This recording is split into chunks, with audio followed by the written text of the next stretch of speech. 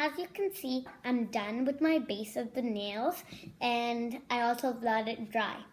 And now I'm going to start with the design of the nails. That is white.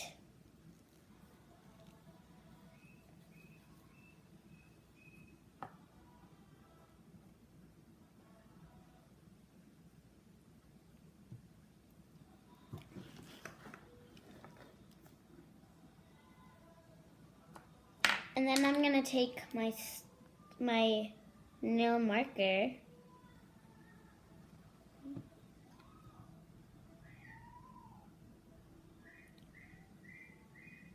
get some nail polish on it, and I'm going to do the design.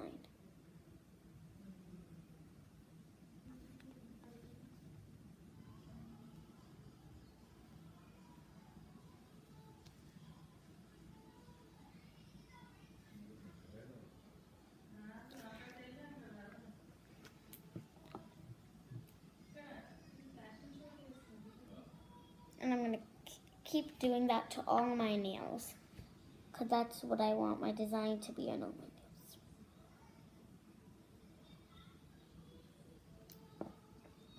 And I'm also going to put some designs like outside, like dots, because that's also what I observed on my dress.